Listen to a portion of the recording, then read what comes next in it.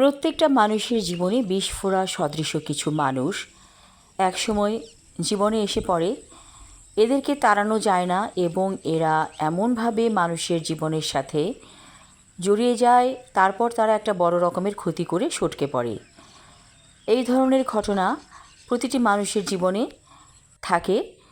এই যে বিস্ফোরা সদৃশ মানুষগুলো, যাদেরকে আপনি পছন্দ করছেন না, কিন্তু তারা প্রতিনিয়ত আপনাকে বিরক্ত করছে, আপনার আশেপাশে ঘুরঘুর করছে, কোনো একটা অসৎ উদ্দেশ্যে তারা আপনার সাথে সম্পর্ক রাখে। যখন তার কার্যসিদ্ধি হয়ে যায় তখনই সে আপনাকে ল্যাং মেরে চলে যায়। তো এই ধরনের মানুষেরা সব সময় যুগে যুগে মানুষের ক্ষতি করেছিল এবং বর্তমানেও করছে, এবং এরা আমাদের আশেপাশেই আছে, আশেপাশেই থাকে, এবং এরা খুব কাছের মানুষ। এবং কাছের মানুষ যখন দুষ্টু প্রকৃতির হয়ে যায় তখন আপনার জীবনটা আসলেই বিষিয়ে যায়। কারণ এরা এত কাছের মানুষ যে আপনার সাথেই থাকে। হয়তো সে আপনার কোনো আত্মীয়া বা আত্মীয় বা আপনার নিকট প্রতিবেশী, কিন্তু গোপনে কিন্তু সে ষড়যন্ত্র করছে এবং আপনার চরম সর্বনাশ করছে, যেটা আপনি জানেন না। এবং এক সময় আপনি জানলেন, হয়তো কয়েক বছর পরে যখন আপনি এই সত্যের মুখোমুখি হলেন তখন আপনার কষ্ট হলো, এবং এর মধ্যে কিন্তু আপনার বড় রকমের ক্ষতি হয়ে গেছে। এই মানুষদের কারণেই হয়তো আপনি একসময় সমাজের কাছে লাঞ্ছিত হয়েছিলেন, অপমানিত হয়েছিলেন, শুধুমাত্র এইসব দুষ্ট প্রকৃতির মানুষের জন্য। এইসব দুষ্ট প্রকৃতির মানুষ কী করে? এরা দলবদ্ধভাবে চলে এবং নানা বিষয়ে সলা পরামর্শ করে যেই মানুষটার পেছনে লেগেছে তার একটা ক্ষতি করে।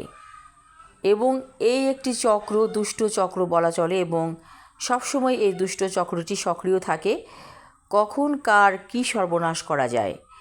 এবং এরা যখন সাক্ষী দেয়, মিথ্যা সাক্ষী দেয়, কারণ ওরা প্রতিজ্ঞাবদ্ধ আছে যে আমরা যা বলবো মিথ্যা বলবো, মিথ্যাকেই আমরা সত্যে উপনীত করব। তো এটা যেহেতু একটা চক্র, তাহলে আপনি তাদের সাথে কি করে পারবেন? তারা তো সবাই মিলে মিথ্যা বলছে এবং মিথ্যাকে সত্যি প্রমাণিত করার জন্য কোনো মানুষকে অপমানিত, লাঞ্ছিত করতে চাচ্ছে। এবং যাকে লাঞ্ছিত করতে চায় সে কিন্তু সমাজে লাঞ্ছিত হয়, কারণ এই দুষ্ট চক্রের হাত অনেক বড়।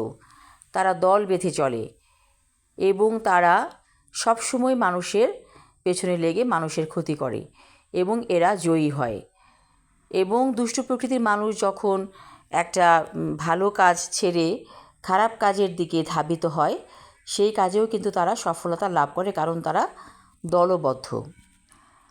তো আমরা তো এইসব মানুষকে নিয়েই থাকবো সমাজে, এদেরকে তো ছাড়া যাবে না। এরা সব সময় আপনার ক্ষতি করতে চাইবে, তো আপনি কি করবেন? এদেরকে অ্যাভয়েড করবেন। যদিও তারা আপনার সাথে খাতির করতে আসবে, ভাব করতে আসবে, আপনি তাদেরকে সুন্দর ভাষায় এড়িয়ে চলবেন, সুন্দরভাবে।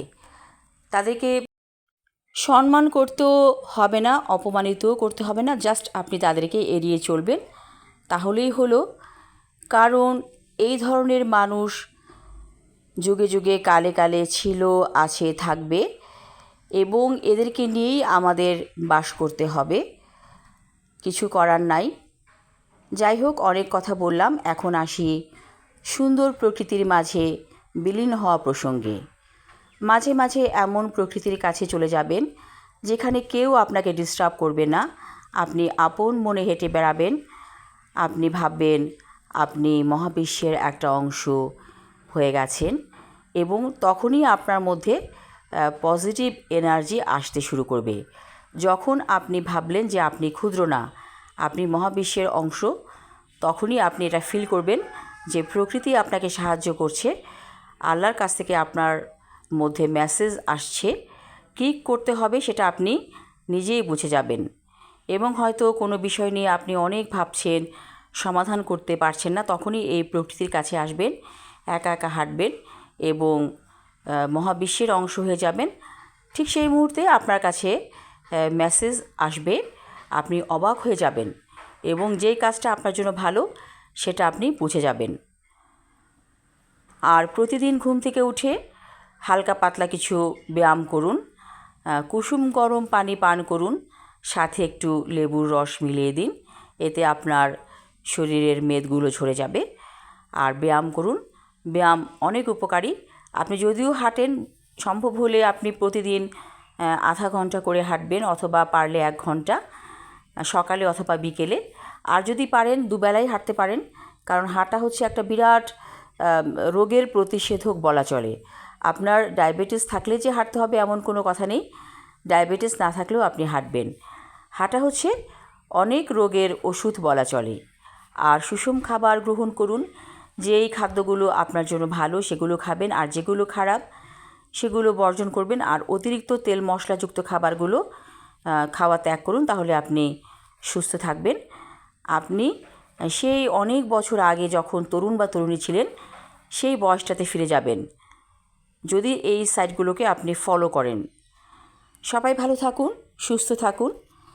শুকর আলহামদুলিল্লাহ আমি ভালো আছি, আপনারাও ভালো থাকুন, এই শুভ কামনা করছি। ধন্যবাদ।